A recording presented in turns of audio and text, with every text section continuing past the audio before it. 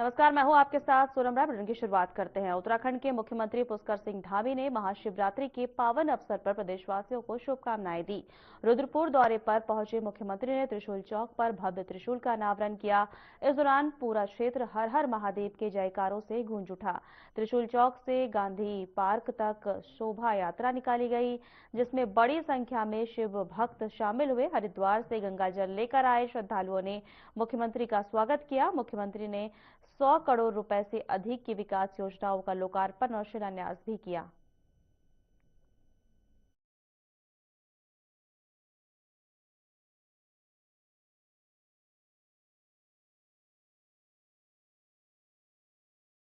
केंद्रीय स्वास्थ्य और परिवार कल्याण मंत्री और भाजपा के पूर्व राष्ट्रीय अध्यक्ष जेपी नड्डा ने देहरादून में आयोजित एक समारोह में मुख्यमंत्री पुष्कर सिंह धामी के नेतृत्व में चल रही सरकार की जमकर तारीफ की। जहां इस मौके पर उन्होंने सीएम धामी को भविष्य में भी देवभूमि को विकास के पथ पर आगे ले जाने की शुभकामनाएं दी।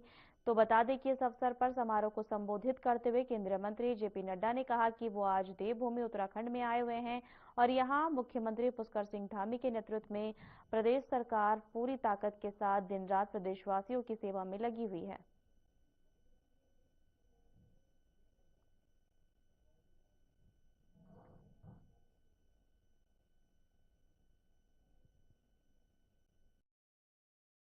मैं उत्तराखंड में आया हूं तो मैं यह जरूर बोलूंगा कि ये देवभूमि पुष्कर सिंह धामी जी के नेतृत्व में और उनकी टीम को मैं बधाई देना चाहता हूं, जो दिन रात आपकी सेवा में जुटी है और पूरी ताकत के साथ वो काम में लगी हैं। और इन्होंने अभी बताया भी हमारी कनेक्टिविटी के विषय में, हमारे हेल्थ पैरामीटर्स के विषय में, हमारे एजुकेशन पैरामीटर्स के बारे में और हमारे डेवलपमेंट के बारे में। निश्चित रूप से आपके नेतृत्व में आपकी टीम बहुत अच्छा काम कर रही है और ये हम इसके साथ साथ आपको बधाई देते हुए शुभकामना भी देते हैं कि आप इसी तरीके से आगे काम को बढ़ाएं और उत्तराखंड देवभूमि को आगे ले जाएं। ये मैं जरूर आपसे कामना करता हूं।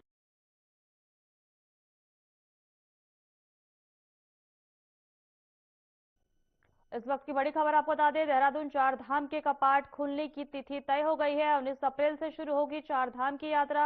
अक्षय तृतीया पर खुलेंगे यमुनोत्री गंगोत्री धाम। 22 अप्रैल खुलेंगे केदारनाथ धाम के कपाट।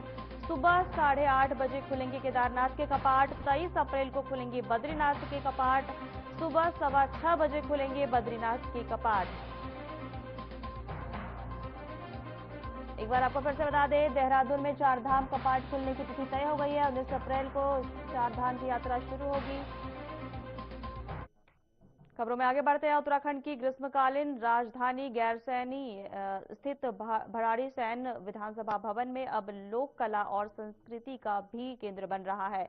वहीं रितु खंडूरी भूषण की पहल पर विधानसभा परिसर में राज्य की परंपरा लोक कला पर आधारित पेंटिंग्स और पारंपरिक मुखौटे स्थापित किए गए हैं। यह स्थानीय कलाकारों को प्रोत्साहन देने और उत्तराखंड की सांस्कृतिक विरासत को संरक्षित करने की दिशा में महत्वपूर्ण कदम मानी जा रही है। विधानसभा अध्यक्ष ने कहा है कि कला और संस्कृति हमारी पहचान का आधार है और इसे आने वाली पीढ़ियों तक जीवंत रूप में पहुंचाना आवश्यक है।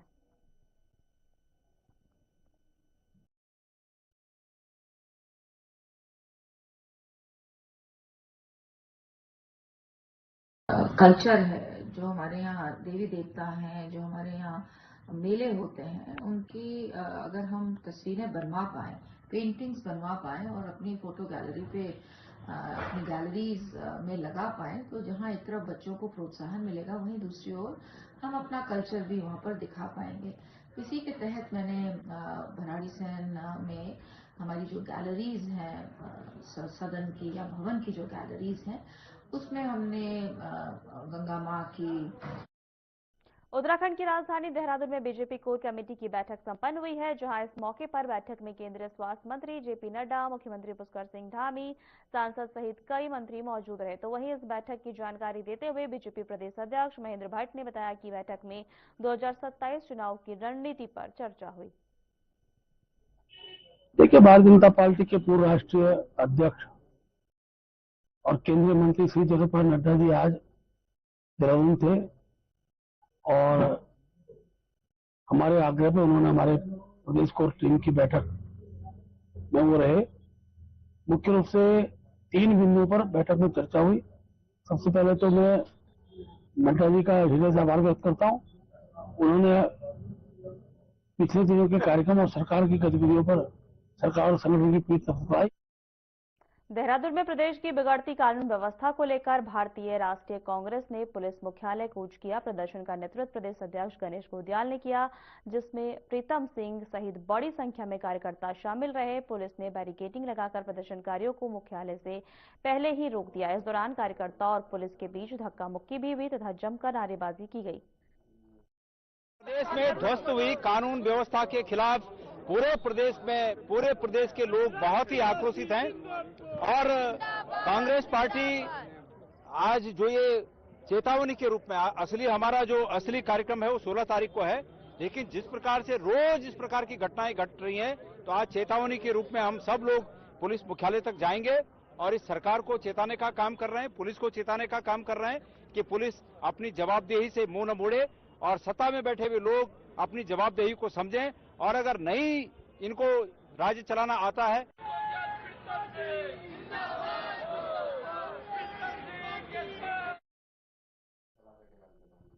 चुनाव नजदीक आते ही राजनीतिक बयानबाजी तेज हो गई है। इसी क्रम में भारतीय जनता पार्टी के प्रदेश प्रवक्ता कमलेश रमन ने कांग्रेस पर एक बार फिर तुष्टीकरण की राजनीति करने का आरोप लगाते हुए कहा कि कांग्रेस पार्टी ने पहले मुस्लिम समुदाय से जुड़े मुद्दों पर बड़े वादे किए थे, लेकिन कांग्रेस ना तो अपने वादों पर कायम रहती है और न ही मुस्लिम समाज के साथ स्थायी रूप से खड़ी रहती है।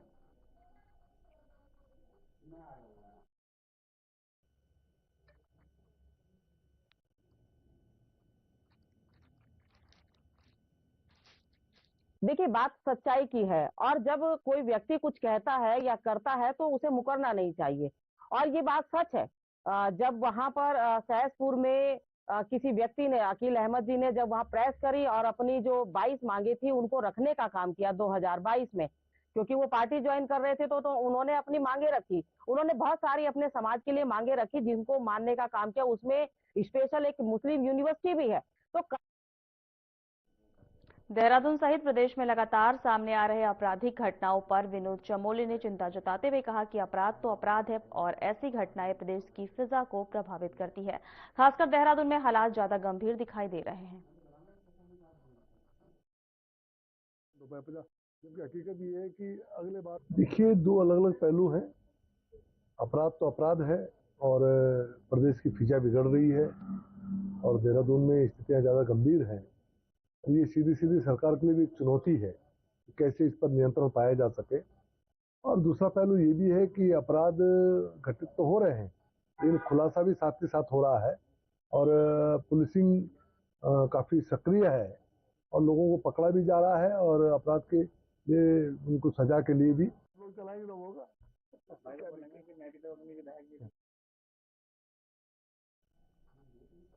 चर्चित अंकिता भंडारी हत्याकांड मामले में सीबीआई जांच को लेकर कांग्रेस ने एक बार फिर सवाल उठाए हैं। कोटद्वार में पत्रकार से बातचीत करते हुए राज्यपाल विस ने कहा कि इस मामले की जांच जिस व्यक्ति की मांग पर सीबीआई को सौंपी गई है वह बीजेपी का टूल है। उन्होंने आरोप लगाया है कि जांच अंकिता के परिजनों की तहरीर के आधार पर होनी चाहिए थी। कांग्रेस का कहना है कि मामले में पारदर्शिता और निष्पक्षता सुनिश्चित की जानी चाहिए।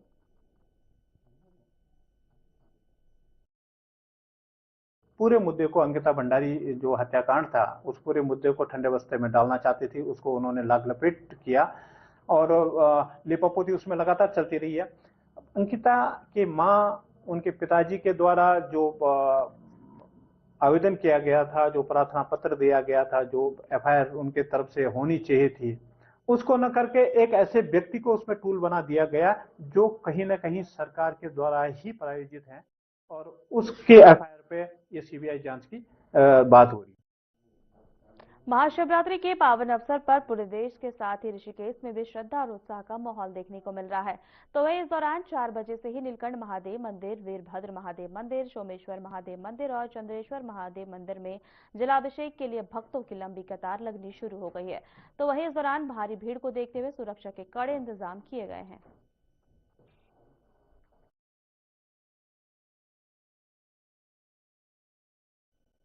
देहरादून में महाशिवरात्रि के मद्देनजर पुलिस प्रशासन ने व्यापक सुरक्षा इंतजाम किए हैं, जिसके तहत शहर के धार्मिक स्थलों और पर्यटन स्थलों और भीड़भाड़ वाले इलाकों में अतिरिक्त पुलिस बल की तैनाती की जा रही है, ताकि किसी भी तरह की अव्यवस्था न हो। खासतौर पर महाशिवरात्रि के अवसर पर मंदिरों और श्रद्धालुओं की आवाजाही को देखते हुए सुरक्षा व्यवस्था को मजबूत किया गया है।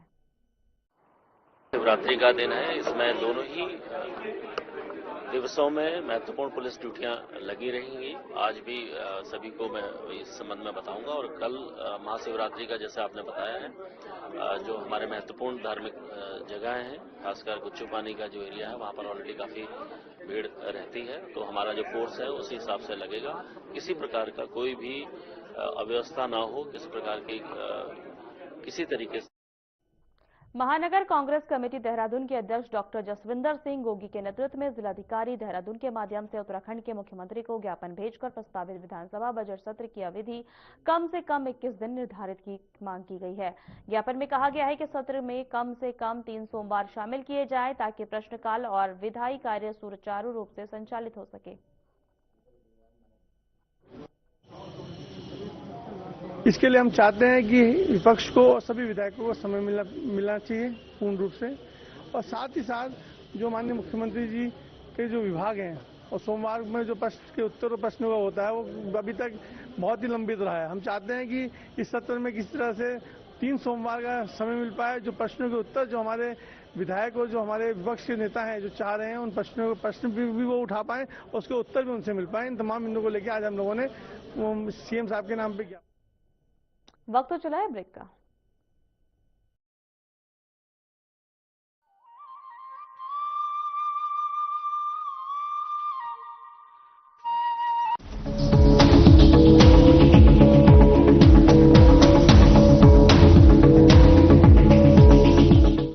क्या आप जिम जाते हैं, कसरत करते हैं, फिर भी आपकी सेहत नहीं बनती? काजू बादाम किशमिश मेवे प्रोटीन के डिब्बे खाते हैं, फिर भी कुछ असर नहीं होता? तो इसका मतलब है आपका पाचन तंत्र खराब है। और जब तक के पाचन तंत्र दुरुस्त नहीं होगा, आप जितना मर्जी अच्छे से अच्छा खा लो, आपकी सेहत नहीं बन सकती। इसलिए हमारी संस्था सन्यासी आयुर्वेदा ने एक ऐसी दवा का निर्माण किया है जो कि आपके लिवर, आपके पाचन तंत्र को दुरुस्त करने का काम करती है, ताकि आप जो भी खाएं उसका पूरे का पूरा निचोड़ आपके शरीर को लगे, आपकी भूख बढ़े, खाया पिया सही से लगे, नया खून बने, हड्डियों में जान आए, वजन बढ़े और आप मोटे तगड़े खूबसूरत पर्सनैलिटी के मालिक बन जाएं। सिर्फ 655 रुपए की पूरे 1 महीने की दवा होती है, और आप इसे घर बैठे 011-45454545 पर फोन करके दवा मंगवा सकते हैं। नमस्कार दोस्तों, हम सभी जानते हैं मोर हमारा राष्ट्रीय पक्षी है। इसके अलावा हिंदू संस्कृति और ज्योतिष शास्त्र में भी मोर पंख का खास महत्व है। कहते हैं मोर के पंखों में देवी देवताओं और 9 ग्रहों का वास होता है। ज्योतिष के मुताबिक घर में विधिवत तरीके से मोर पंख स्थापित करने से सारे दुख दर्द और घर के सभी वास्तु दोष खत्म हो जाते हैं। इसके अलावा रंग बिरंगे मोर पंख हमें ये भी सीख देते हैं कि हमारा जीवन भी इसी तरह के रंगों से भरा पड़ा है, कभी खुशी के रंग तो कभी गम के रंग। लेकिन क्या ये आप जानते हैं कि भगवान राम पर एक मोर ने कर्ज चढ़ा दिया था, जिसे उन्होंने अगले जन्म में उतारा। दोस्तों, ऐसा कहा जाता है कि वनवास के दौरान माता सीता को पानी की प्यास लगी। राम जी ने चारों ओर इधर उधर देखा, उन्हें दूर दूर तक जंगल ही जंगल दिख रहा था। उन्होंने जंगल देवता से प्रार्थना की और कहा कि हे जंगल देवता, हमें पानी की ओर जाने का रास्ता बताइए। थोड़ी देर में एक मोर आया और उसने राम जी से कहा, प्रभु चलिए, मैं जलाशय तक आपका मार्गदर्शक बन जाता हूं, लेकिन रास्ते में कोई भूल चूक होने की संभावना है। राम जी ने पूछा, वो क्यों? मोर ने कहा, प्रभु मैं तो उड़ता हुआ जाऊंगा और आप चलते हुए, ऐसे में आप रास्ता भटक सकते हैं, इसलिए मैं रास्ते के बीच बीच में अपना एक मोर पंख निशानी के लिए छोड़ता जाऊंगा। उसका पीछा करते करते आप जलाशय तक पहुंच जाएंगे। दोस्तों, सच बात यह है कि मोर के पंख एक विशेष समय और एक खास मौसम में ही बिखरते हैं। अगर वो अपनी इच्छा के विरुद्ध पंखों को बिखेरेगा तो उसकी मृत्यु हो जाती है, और वही इस मोर का भी हुआ। आखिर में जब मोर अंतिम सांस ले रहा था तो वो कहता है कि मैं कितना भाग्यशाली हूं कि जो सारी दुनिया की प्यास बुझाते हैं, ऐसे प्रभु की प्यास बुझाने का मुझे सौभाग्य मिला। मेरा जीवन धन्य हो गया। अब मेरी कोई भी इच्छा शेष नहीं रह गई। इस पर श्री राम ने मोर से कहा कि मेरे लिए तुमने जो मोर पंख बिखेर कर मुझ पर जो कर्ज चढ़ाया है, मैं उस कर्ज को अगले जन्म में जरूर चुकाऊंगा। उसके बाद अगले जन्म में भगवान राम ने कृष्ण का अवतार लिया और अपने सिर पर मोर पंख धारण किया। आप भी मोर में प्रभु राम और श्री कृष्ण के दर्शन कर सकते हैं और साक्षात मोर पंख को अपने मंदिर में सजाकर आशीर्वाद प्राप्त कर सकते हैं। मैं पिछले हफ्ते जयपुर जिस स्थान पर गया, वहां कम से कम 200 मोर थे, जिनके साथ रहने का आनंद और सौभाग्य मुझे मिला। इसलिए सारी जानकारी एकत्र करके आपसे साझा की है। आप भी जब कभी मोर को देखें तो ओम नमो भगवते वासुदेवाय मंत्र बोलकर ये अनुभव कर सकते हैं कि आप भी साक्षात कृष्ण जी के दर्शन कर रहे हैं। सच में ये मोर पंख इतना भी सुंदर ना होता, कृष्ण, अगर ये तेरे सिर पर ना सजा होता। नमस्कार।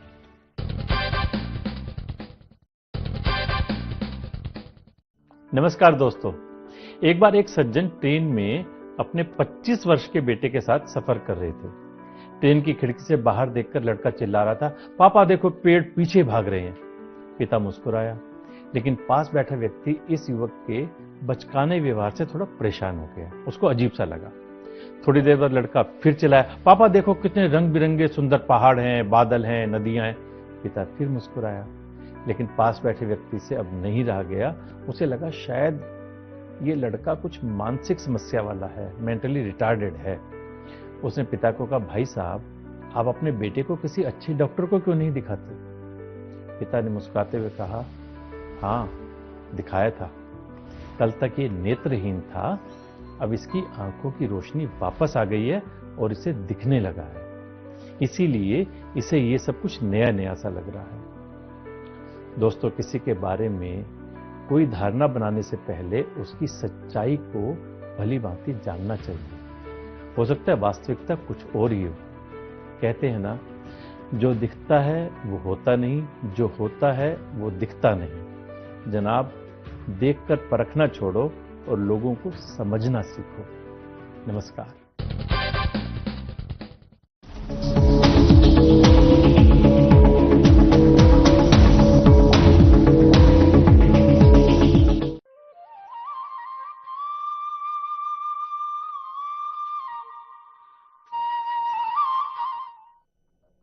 चमोली जिले के नारायण बगड़ बाजार में भारतीय राष्ट्रीय कांग्रेस कार्यकर्ताओं ने स्थानीय विधायक का पुतला दहन कर विरोध प्रदर्शन किया। आपको बता दें, कांग्रेस नेताओं ने प्रदेश में बिगड़ती कानून व्यवस्था, महंगाई और बेरोजगारी को लेकर सरकार पर निशाना साधा। प्रदर्शन में पूर्व विधायक डॉक्टर जीतराम, कांग्रेस नेता संदीप पटवाल और ब्लॉक अध्यक्ष नरेंद्र रावत समेत कई कार्यकर्ता मौजूद रहे। कांग्रेस नेता संदीप पटवाल ने आरोप लगाया कि सरकार जनता दरबार के नाम पर सिर्फ प्रचार कर रही है। जनता की और विपक्ष की आवाज बंद करके आज इस सरकार को बेनकाब करने का काम कर रही है। लेकिन जो कल की बात है, जिसमें जो जनता दरबार इस विकासखंड नारायण बगड़ के अंतर्गत भगवती न्याय पंचायत में आयोजित किया गया था, जिसकी अध्यक्षता उत्तराखंड सरकार के अपर सचिव श्री मनोज गोयल जी ने की थी और जिसके चलते वहां पर क्षेत्रीय विधायक से लेकर के तमाम और भी जनप्रतिनिधि वहां पर उपस्थित थे। मैं एक सामाजिक कार्यकर्ता होने के नाते दुर्भाग्यपूर्ण है कि जिसकी सत्ता है, जिसकी सरकार है, वो आज 4 साल के बाद जनता दरबार कर रही है और उसमें भी विपक्ष की आवाज को दबाने का काम कर रही है, जबकि विपक्ष की आवाज को सबसे प्राथमिकता देनी चाहिए। अगर कोई भी जनता दरबार है तो उसमें मुख्य रूप भूमिका होती है विपक्ष की, कि विपक्ष किस तरह के मुद्दे उठा रहा है, किस तरह। लालकुआं विधानसभा क्षेत्र के बिंदुखता को राजस्व गांव का दर्जा दिलाने एवं अधिसूचना जारी करने की वर्षों पुरानी मांग को लेकर आंदोलन तेज हो गया है। बिंदुखता संयुक्त संघर्ष समिति के आह्वान पर 18 फरवरी को बिंदुखता से लालकुआं तहसील तक विशाल रैली और धरना प्रदर्शन किया जाएगा, जिसमें 30,000 से अधिक। जो दावा भेजा गया था वो पूर्व में जिला अधिकारी जो रही हैं उनके द्वारा जो है हमारा प्रस्ताव स्वीकृत है और उसके बाद शासन में भी, अभी मैं आपको बताऊं, शासन में भी जब माननीय मुख्यमंत्री जी की घोषणा को विलोपन किया गया, उसमें उस समय भी उसमें ये लिखा गया है कि जिलाधिकारी जो प्रस्ताव बिंदु खत्ते का है उसको स्वीकृत माना गया है। उसके बाद भी हमारे प्रस्ताव को बिना आपत्ति के वापिस जिलाधिकारी को भेजा गया। अब जिलाधिकारी महोदय पर बात है कि वो क्या इसमें कार्रवाई करेंगे, जबकि हमारे पत्रावली में कहीं से कहीं तक कोई त्रुटियां नहीं है। देखिए, सबसे पहले तो मैं मीडिया का और पूरे बिंदु खतरा क्षेत्र वासियों का, सभी संगठनों का धन्यवाद करता हूं, जो कि आज सब लोग इस बिंदु। देहरादून कलेक्ट्रेट परिसर में प्रोजेक्ट नंदा सुनंदा के 13वां संस्करण आयोजित किया गया है, जहां जिलाधिकारी सविन बंसल ने चेक वितरित कर 34 बालिकाओं की शिक्षा को 9 लाख रुपए की धनराशि से पुनर्जीवित किया।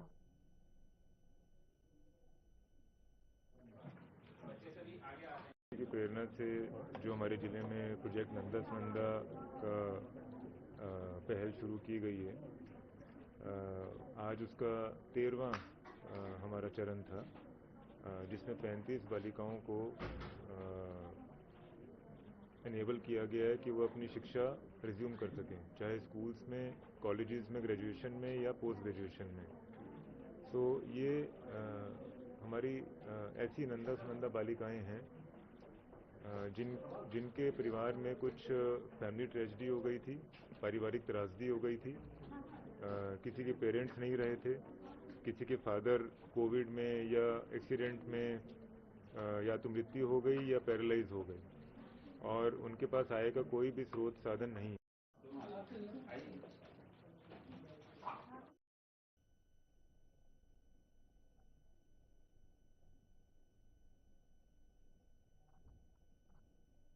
फिलहाल हमारे खास बुलेटिन में इतना ही। नमस्कार।